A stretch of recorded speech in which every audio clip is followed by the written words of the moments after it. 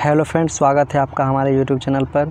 आज हम एडिटोरिया 7500 plus MCQ का डिस्कशन करने वाले हैं, जिसमें हम प्रैक्टिस सेट 6 को कवर करेंगे। चलिए देखते हैं। पहला क्वेश्चन है हमारा। क्वेश्चन है कि निम्नलिखित ऐतिहासिक स्थलों पर विचार कीजिए। उपर्युक्त स्थलों में से कौन सा भित्ति चित्रकला के लिए जाना जाता है। भित्ति चित्रकला का मतलब होता है कि दीवारों पर जो पिक्चर बनाया जाता है उसे भित्ति चित्रकला बोला जाता है। आपने मूवी या अक्सर रोड के किनारे देखा होगा कि कुछ पिक्चर बना हुआ रहता है दीवारों पे, स्प्रे से बनाया जाता है दीवारों पे चित्र, उसे भित्ति चित्र बोला जाता है। तो बोल रहा है कि इसमें कौन सा ऐतिहासिक स्थल है जो भित्ति चित्रकला के लिए फेमस नहीं है। तो ये सांची का स्तूप जो है, इसको छोड़कर बाकी जो है लेपाक्षी मंदिर, अजंता गुफा, बाघ गुफा और एलोरा गुफा, ये सभी भित्ति चित्रकला के लिए ही जाना जाता है। तो देख लीजिए ऑप्शन बी में हमारा ये दिया हुआ है 1, 3, 5 और 4। तो हमारा ऑप्शन नंबर बी सही हो जाएगा।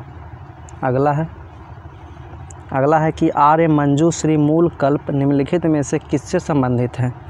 तो ये संबंधित है महायान से। तो हमारा ऑप्शन नंबर हो जाएगा ए, महायान। नेक्स्ट है शकों पर विजयोपरांत चंद्रगुप्त द्वितीय ने निम्नलिखित में से किस धातु के सिक्के प्रचलित किए। तो ये किए थे चांदी के सिक्का। शकों पर विजय के उपरांत चंद्रगुप्त द्वितीय ने चांदी के सिक्के चलवाए थे। तो इसका आंसर ऑप्शन नंबर बी हो जाएगा। अगला है सिकंदर लोदी के बारे में निम्नलिखित में से कौन सा कथन सही नहीं है। चलिए कथन पढ़ते हैं। सिकंदर लोदी ने भूमि माप के लिए एक पैमाना गजे सिकंदरी की शुरुआत की। हाँ, ये सही है। गज सिकंदरी की शुरुआत सिकंदर लोदी ने ही किया था। दूसरा है कि सिकंदर लोदी दिल्ली सल्तनत का अंतिम सुल्तान था। नहीं, दिल्ली सल्तनत में इब्राहिम लोदी जो है ये अंतिम शासक था लोदी वंश का, और दिल्ली सल्तनत का एकमात्र ऐसा शासक जो है इब्राहिम लोदी है जो युद्ध में मारा गया। तो ये कथन सही नहीं है। बाकी 3 नंबर देखते हैं। सिकंदर शाह लोदी गुजरात के महमूद बेगड़ा और राणा सांगा के समकालीन थे। हाँ, ये सही है। चौथा है कि उसने मुस्लिम महिलाओं को साधु संतों की कब्रों पर जाने पर प्रतिबंध लगा दिया था। ये भी सही है। तो हमारा ऑप्शन नंबर जो 2 है, कथन नंबर 2, इसको छोड़कर ये सिर्फ सही नहीं है। तो ऑप्शन नंबर सी हो जाएगा, केवल 2, ये सत्य नहीं है। इब्राहिम लोदी है जो ये लोदी वंश का अंतिम शासक था। अगला है कि विजयनगर साम्राज्य के प्रांतों को क्या कहा जाता था। विजयनगर साम्राज्य के प्रांतों को कहा जाता था मंडल। ऑप्शन नंबर ये सही हो जाएगा। नेक्स्ट है दिल्ली का वह सुल्तान जिसने अपने संस्मरण मेमोयर लिखे थे। तो ये लिखा था फिरोज शाह तुगलक ने। ऑप्शन नंबर डी सही हो जाएगा। नेक्स्ट है राजा शशांक जिसके खिलाफ हर्षवर्धन ने युद्ध की घोषणा की, वह किस साम्राज्य का शासक था। हर्षवर्धन ने राजा शशांक के खिलाफ युद्ध की घोषणा की थी। तो वही पूछ रहा है कि राजा शशांक जो है ये किस वंश का शासक था। यस, तो इसका आंसर हो जाएगा गौड़ शासक। ऑप्शन नंबर ए हमारा सही जवाब हो जाएगा। Option number A. नेक्स्ट है 8 नंबर क्वेश्चन। 8 नंबर क्वेश्चन है कि निम्नलिखित में से किसने लिच्छवी राजवंश की राजकुमारी से विवाह किया था। तो ये किया था चंद्रगुप्त ने। ऑप्शन नंबर डी हमारा सही जवाब हो जाएगा। नेक्स्ट है नदी डेल्टा के संदर्भ में निम्नलिखित में से कौन सा कथन सही नहीं है। चलिए कथन पढ़ते हैं। एक डेल्टा का निर्माण तब होता है जब एक नदी धीमी गति से बहने वाले जल निकाय जैसे समुद्र या झील से मिलती है। हाँ, ये सही है। दूसरा है कि नील नदी का डेल्टा विश्व का सबसे बड़ा डेल्टा है। नहीं, विश्व का सबसे बड़ा डेल्टा गंगा और ब्रह्मपुत्रा नदी के संयुक्त रूप से मिलने से बनता है। गंगा नदी का डेल्टा जो कि हमारा सुंदरबन डेल्टा है, मतलब विश्व का सबसे बड़ा डेल्टा जो है सुंदरबन का डेल्टा है जो गंगा और ब्रह्मपुत्रा के संयोग से बनता है। तो देख लीजिए कौन सा ऑप्शन में दिया हुआ है। तो ये दिया हुआ है हमारा ऑप्शन नंबर सी में, केवल 2, ये सत्य नहीं है। सबसे बड़ा डेल्टा है सुंदरबन का डेल्टा, याद रखिएगा। अगला है चटगांव शस्त्रागार पर हमले के दौरान कौन क्रांतिकारी महिला की मृत्यु हो गई थी।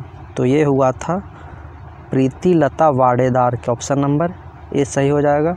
चटगांव शस्त्रागार लूटा था सुरेश सेन ने, जिन्हें मास्टर दा के उपनाम से भी जाना जाता है। पहले वे शिक्षक थे, मतलब मास्टर थे, इसलिए उन्हें मास्टर दा के उपनाम से भी जाना जाता है। तो अगला है कि स्वतंत्रता आंदोलन के क्रांतिकारी आतंकवादियों का पहला महत्वपूर्ण साहसिक कार्य बड़दा डकैती का स्थान कहाँ था? तो ये था पूर्वी बंगाल में, ऑप्शन नंबर सी हो जाएगा। नेक्स्ट है कि 1765 ईस्वी में दीवानी प्रदान किए जाने के बाद ब्रिटिश सबसे पहले किस पर्वतीय जनजाति के संपर्क में आए? तो इसका आंसर हो जाएगा ऑप्शन नंबर बी, खासी। अगला है, निम्नलिखित में से किस एक ने युद्ध के समय भारत की रक्षा के कानून को प्रावधानों को, जिसे वर्ष 1915 में पंजाब में गदर के विरुद्ध प्रयोग किया गया था, शांति के समय में भी जारी रखना चाहता था? तो आंसर हो जाएगा option number C, Lord Hardinge द्वितीय। नेक्स्ट है, महात्मा गांधी द्वारा 1940 में प्रारंभ किए गए व्यक्तिगत सत्याग्रह के तीसरे सत्याग्रही कौन थे? तो ये थे ब्रह्मदत्त, ऑप्शन नंबर डी सही जवाब हो जाएगा। नेक्स्ट है हमारा 15 नंबर क्वेश्चन कि वर्ष 1932 ईस्वी में निम्नलिखित में से एक आदेश पारित करके अखिल भारतीय कांग्रेस समिति को गैर कानूनी करार दे दिया गया। वह आदेश है, तो वह है गैर कानूनी संघ अध्यादेश, ऑप्शन नंबर ए हमारा सही जवाब हो जाएगा। नेक्स्ट है 73वां संविधान संशोधन कब लागू हुआ था? तो ये लागू हुआ था 24 अप्रैल 1993 को, इसलिए हम हर साल 24 अप्रैल को क्या मनाते हैं? तो पंचायती राज दिवस मनाते हैं। अगला है, भारतीय संविधान में प्रस्तावना में कितने प्रकार की समानता का उल्लेख किया गया है? तो ये उल्लेख किया गया है 2 प्रकार का।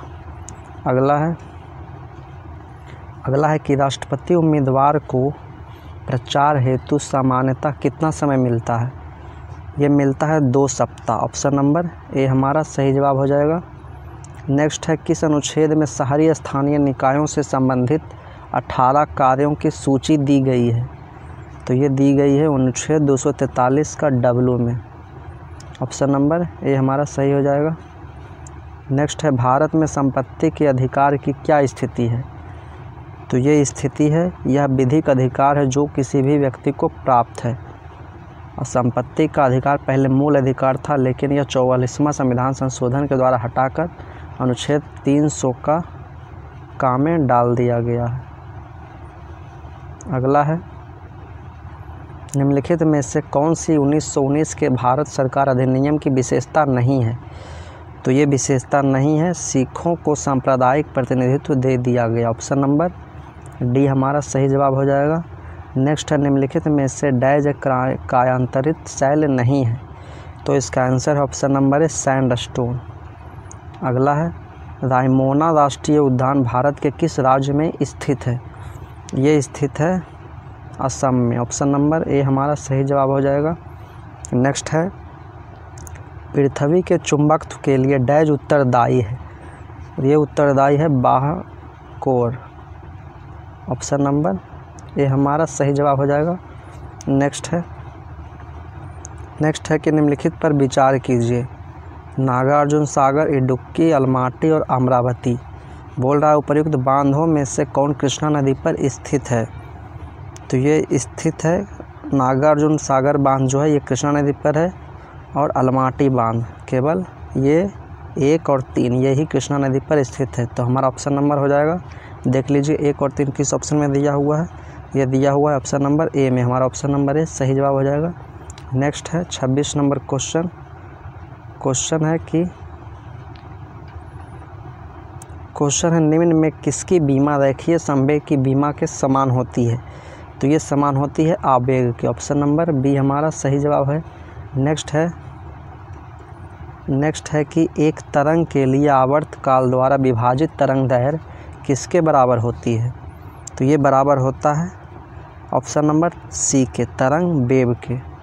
नेक्स्ट है, वोल्टेज को स्थिर रखते हुए यदि अधिक लैंप को एक श्रृंखला परिपथ में रखा जाता है तो परिपथ के समग्र धारा पर क्या प्रभाव पड़ता है? तो ये होता है घटता है। ऑप्शन नंबर ए हमारा सही जवाब हो जाएगा। क्या होता है? तो घटता है। नेक्स्ट है, निम्नलिखित में से कौन सजातीय युग्म है? तो बोल रहा है कौन सजातीय युग्म है?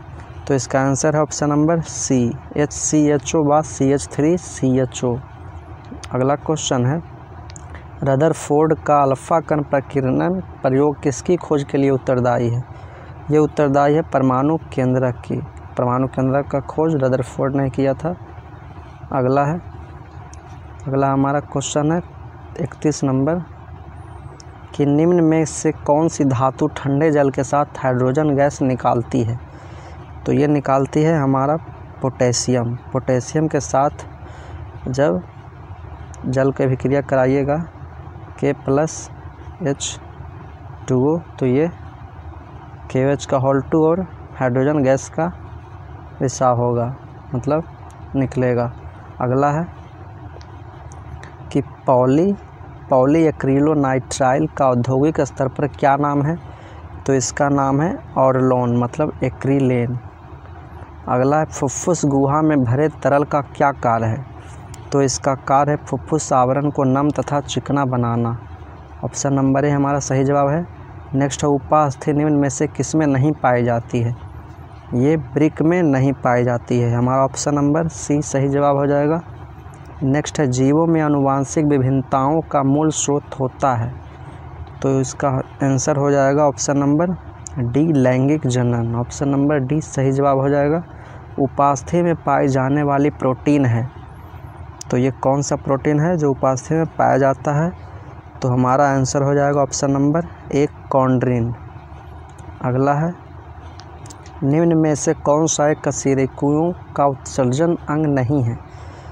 तो आंसर है option number D, hepatopancreas. Option number D सही जवाब है। अगला है, जोंक को संघ एनिलिडा में रखा गया है क्योंकि ये उसका शरीर वास्तविक रूप से विखंडित होता है। ऑप्शन नंबर सी सही जवाब हो जाएगा। अगला है 39 क्वेश्चन, निम्नलिखित कथनों में से कौन सा कथन सही नहीं है? तो कथन पढ़ते हैं। कथन है हमारा कि प्रोकैरियोटिक कोशिकाओं में केंद्रक होता है। तो हाँ ये सही है, सॉरी ये सही नहीं है। सही बोल रहा है कौन? सही है, तो ये सही नहीं है, ये सही नहीं है। दूसरा है, वनस्पति और जंतु दोनों ही कोशिकाओं में कोशिका कला होती है। तो हाँ ये सही है, दोनों कोशिका में कोशिका कला होता है। तीसरा है कि यूकैरियोटिक कोशिका में माइटोकॉन्ड्रिया और क्लोरोप्लास्ट नहीं पाए जाते हैं। हाँ ये भी गलत है, नहीं पाए जाते हैं, क्लोरोप्लास्ट पाया जाता है। अगला है कि राइबोसोम केवल यूकैरियोटिक कोशिकाओं में उपस्थित होते हैं। ये भी गलत है। हमारा केवल ऑप्शन नंबर जो बी है ये ही केवल सही है। वनस्पति और जंतु दोनों ही कोशिकाओं में कोशिका कला पाया जाता है, मतलब होता है। 40 नंबर है कि पौधे एवं जंतुओं में कार्बोहाइड्रेट किस रूप में संचित होते हैं? तो इसका आंसर है ऑप्शन नंबर बी, क्रमशः स्टार्च और ग्लाइकोजन दोनों के रूप में संचित होता है। जवाबित का संबंध किससे था? तो इसका संबंध राज्य के कानून से था। ऑप्शन नंबर ए सही जवाब हो जाएगा। विकेंद्रीकरण प्रणाली की सिफारिश किसने की थी? इसका answer option number B, Balwant Rai Mehta. अगला है हमारा 43 नंबर क्वेश्चन कि नीलगिरी और अन्नामलाई पहाड़ियों के बीच स्थित दर्रा है, तो ये कौन सा दर्रा है? ये है पालघाट दर्रा। नेक्स्ट है, गुवाहाटी से चंडीगढ़ तक मानसूनी वर्षा की प्रवृत्ति क्या होती है? इसका आंसर है ऑप्शन नंबर सी, ह्रासमान प्रवृत्ति। नेक्स्ट है कि प्रथम भारतीय महिला सैनिक स्काई ड्राइवर कौन है? तो ये है मंजू। ऑप्शन नंबर बी हमारा सही जवाब हो जाएगा। अगला है कि निम्नलिखित में से किस उद्योगपति को भारत का इस्पात पुरुष कहा जाता है? तो ये कहा जाता है जमशेदजी ईरानी को। ऑप्शन नंबर सी सही जवाब हो जाएगा। अगला है 47 नंबर क्वेश्चन कि मुकुल किसकी प्रसिद्ध साहित्यिक रचना है? तो इसका आंसर हो जाएगा option number D, Subhadra Kumari Chauhan. Subhadra Kumari Chauhan ने ही झांसी की रानी की कविता लिखी है अगला है कि दीवार पर मिट्टी से बनाई जाने वाली नोहडोरा अलंकरण किस जनजाति की विशेषता है? तो ये विशेषता है गौंड जनजाति की। और ये सुभद्रा कुमारी चौहान, आपने कविता सुना होगा कि बुंदले हर बोलो के मुँह में हमने सुनी कहानी थी, एक खूब लड़ी मर्दानी हुआ तो झांसी वाली रानी थी। उसके लेखक भी सुभद्रा कुमारी चौहान थी। अगला है हेंडरसन बुर्क्स प्रतिवेदन निम्नलिखित में से किससे संबंधित है? तो ये संबंधित है भारत चीन युद्ध 1962 से। ऑप्शन नंबर बी हमारा सही जवाब हो जाएगा। अगला है 50 नंबर क्वेश्चन, जो लास्ट नंबर है कि सूचना की सार्वभौमिक पहुंच के लिए अंतर्राष्ट्रीय दिवस कब मनाया जाता है? तो ये मनाया जाता है 28 सितंबर को। अगला है लास्ट क्वेश्चन है। तो ऐसे ही वीडियो देखने के लिए हमारे चैनल को लाइक शेयर एंड सब्सक्राइब कर दीजिए। मिलते हैं नेक्स्ट वीडियो में।